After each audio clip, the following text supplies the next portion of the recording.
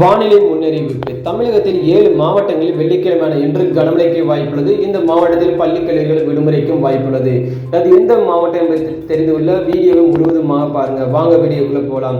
தமிழகத்தில் வெள்ளிக்கிழமை நவம்பர் 15ஆம் தேதி ராமநாதபுரம், புதுக்கோட்டை, தஞ்சாவூர், திருவாரூர், நாகப்பட்டினம், மயிலாடுதுறை, கடலூர் ஆகிய 7 மாவட்டங்கள் மற்றும் காரைக்கால் பகுதியில் ஓரிரு இடங்களில் கனமழை பெய்ய வாய்ப்பிருப்பதாக சென்னை வானிலை ஆய்வு மையம் தெரிவித்துள்ளது. இது தொடர்பாக சென்னை வானிலை ஆய்வு மையம் வெளியிட்டுள்ள செய்திக்குறிப்பில் தென் தமிழகம் மற்றும் அதனை ஒட்டி உள்ள பகுதியில் மேல் ஒரு வளிமண்டல கீழடுக்கு சுழற்சி நிலவுகிறது. இதன் காரணமாக லட்சத்தீவு மற்றும் அதனை ஒட்டியுள்ள தென்கிழக்கு அரபிக்கடல் பகுதிகளில் மேல் ஒரு வளிமண்டல கீழடுக்கு சுழற்சி நிலவுகிறது.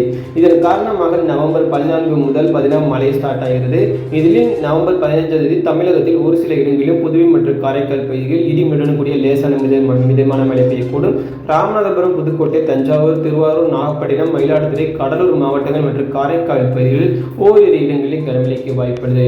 நவம்பர் 16 மற்றும் நவம்பர் 17ஆம் தேதிகளில் தமிழகத்தில் ஒரு சில இடங்களில் புதுவை மற்றும் காரைக்கால் பகுதிகளில் இடிமின்னலுடன் கூடிய லேசான முதல் மிதமான மழை பெய்யக்கூடும். நவம்பர் 18ஆம் தேதி தென் தமிழகம் ஒரு சில இடங்களில், வட தமிழகத்தில் ஒரு சில இடங்களில், புதுவை மற்றும் காரைக்கால் பகுதிகளில் லேசான முதல் மிதமான மழை பெய்யக்கூடும் என்றவும், சென்னையை பொறுத்தவரை பற்றினா சென்னை மற்றும் புறநகரை பொறுத்தவரையில் அடுத்த 42 மணி நேரத்திற்கு வானம் ஓரளவு மேகமூட்டத்துடன் காணப்பட்டாலும் ஒரு நகரின் ஒரு சில பகுதிகளில் மட்டும் இடிமின்னலுடன் லேசான மழை பெய்ய வாய்ப்புள்ளது. அதிகபட்ச வெப்பநிலை மற்றும் 32 to 33 செல்சியஸை எட்டியிருக்கும். அதைத் தொடர்ந்து பார்த்தீங்கன்னா தமிழகத்தில் இதுவரைக்குமே எந்த ஒரு பள்ளி கல்லூரிகளுக்கும் விடுமுறை அறிவிக்கப்படவில்லை. மழைநீர் தேங்கியுள்ள பள்ளிகளுக்கு மட்டுமே பார்த்தீங்கன்னா ஆங்காங்கே விடுமுறை அறிவிக்கப்பட்டுள்ளது. இதே மாதிரி முக்கிய அறிவிப்பை தெரிஞ்சுக்கொள்ள எப்போதுமே நம்ம சேனலுடன் இணைந்திருங்கள். அனைவருக்கும் நன்றி, வணக்கம்.